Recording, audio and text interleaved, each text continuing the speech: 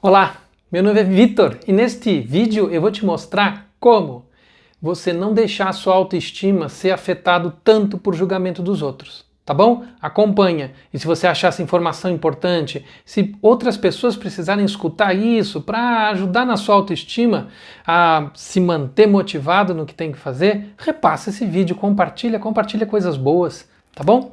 Então, vamos ao que interessa. Você já se sentiu julgado?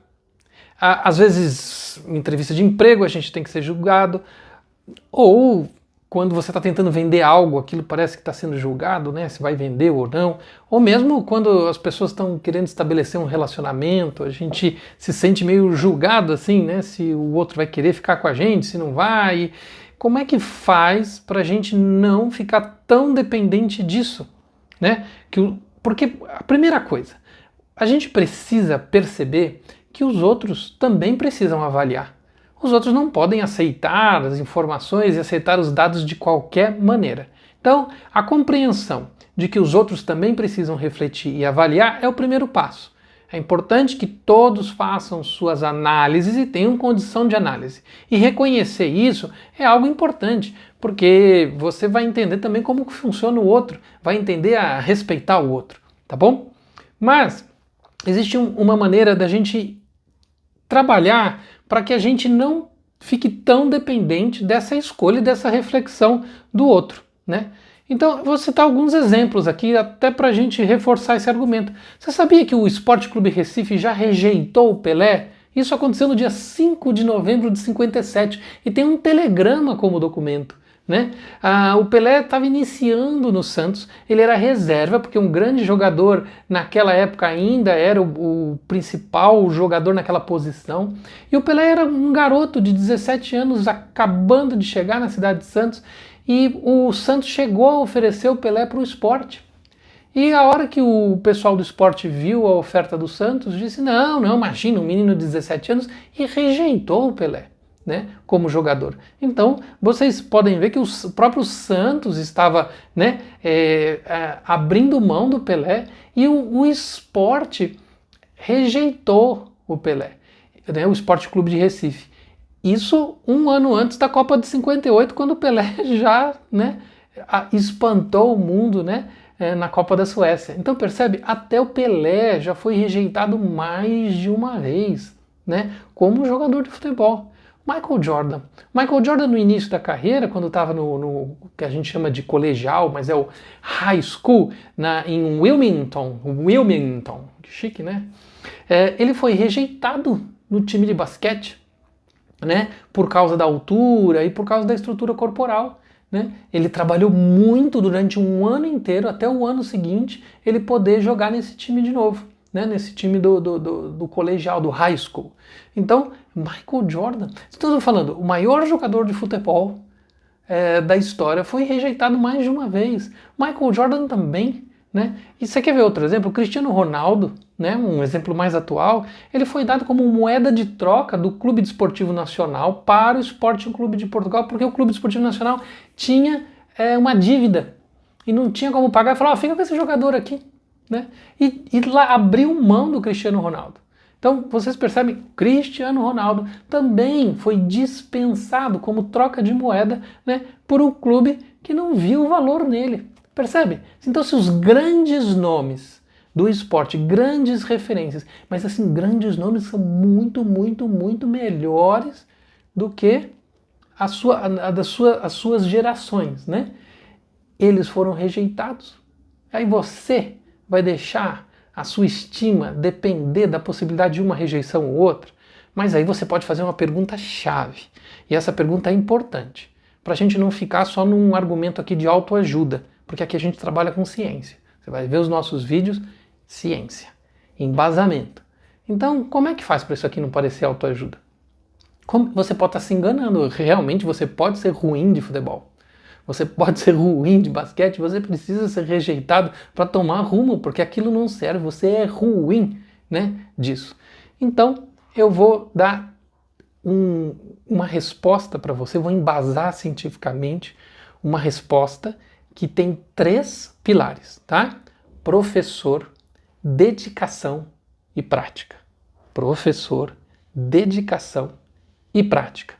Para isso, eu vou usar a pesquisa de Anders Ericsson, que foi uma pesquisa muito conhecida das 10.000 horas. Vou explicar essa pesquisa para você. Essa pesquisa que ele fez e publicou num livro chamado Peak, né? Porém, em português, o nome do livro é Direto ao Ponto. Tá? Essa pesquisa que ele fez e publicou não teve muita repercussão na época, mas quando o Malcolm Gladwell, o jornalista, fez a publicação do livro dele, o Outliers, né? Os Foras do Comum, né?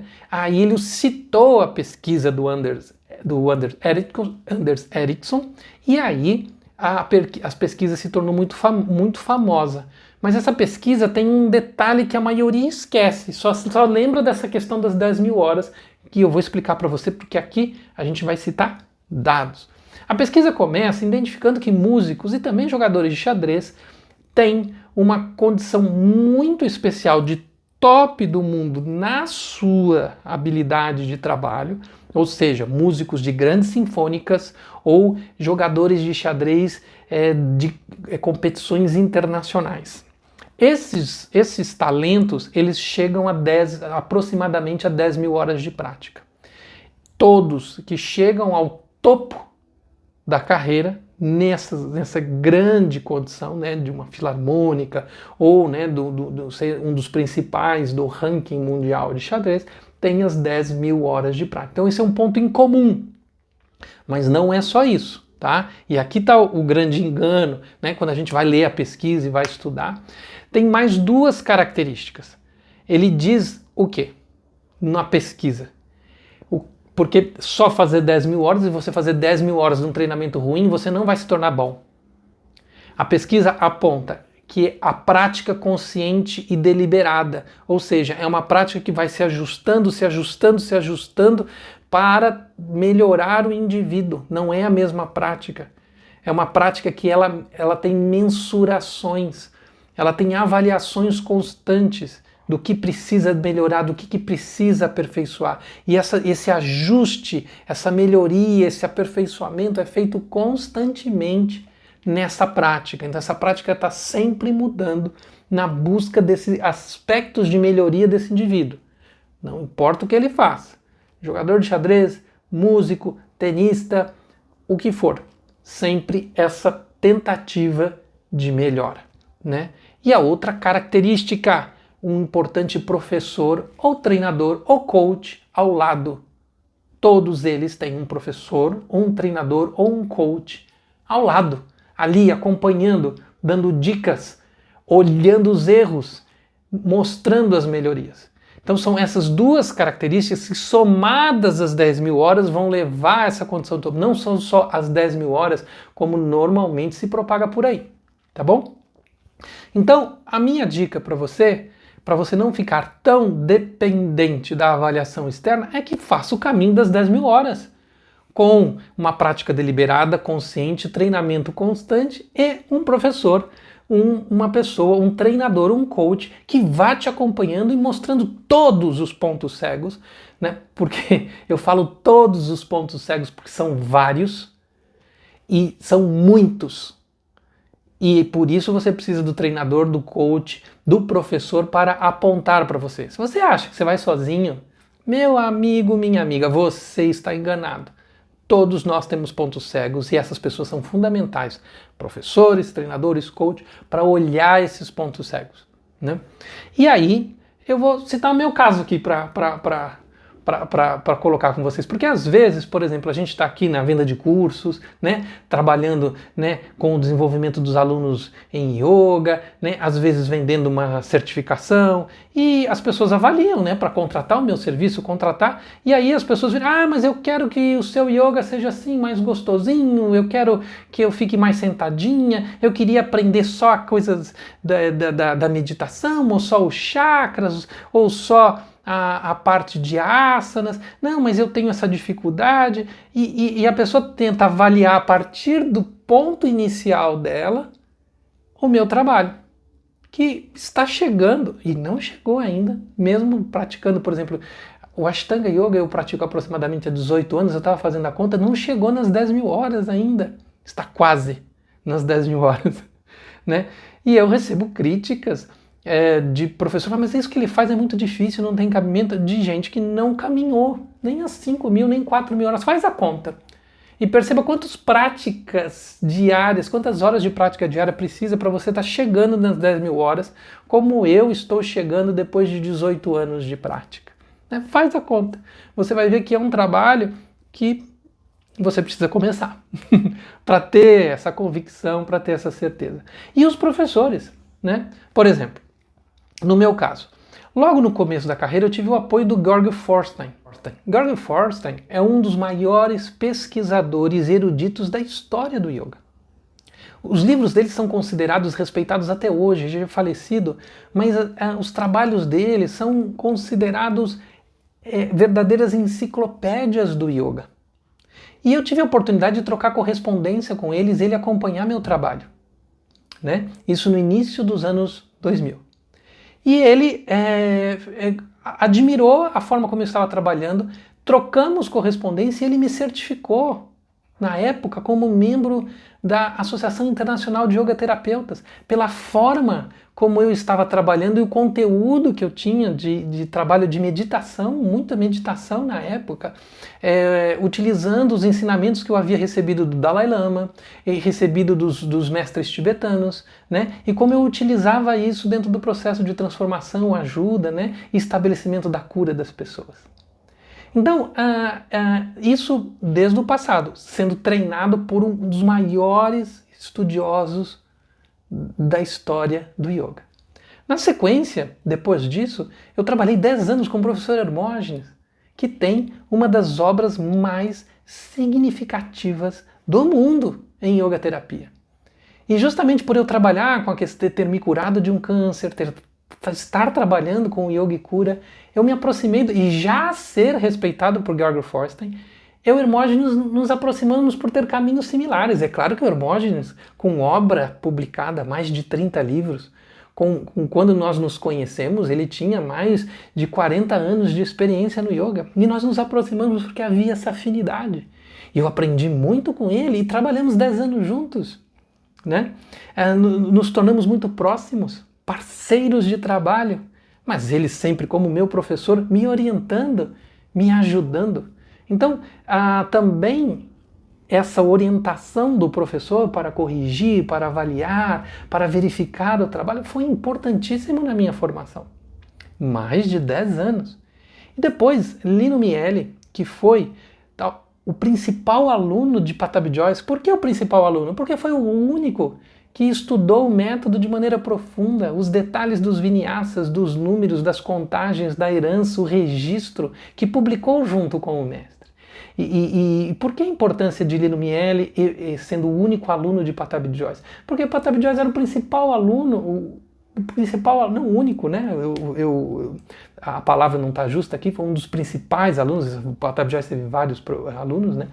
Mas o Pattabhi Jois era o principal aluno de Krishnamacharya, que é o maior yogi da história moderna. Então eu tenho o maior yogi da história moderna, Krishnamacharya, que ensinou no Palácio de Mysore, né, na década de 30. Tem em Pattabhi Jois o seu aluno mais constante ali, mais participativo, e aí ele transmite a Pattabhi Jois a forma do Ashtanga Yoga, o trabalho do Ashtanga, a metodologia, a pedagogia do Ashtanga Yoga, e esse transmite ali no Miele, né?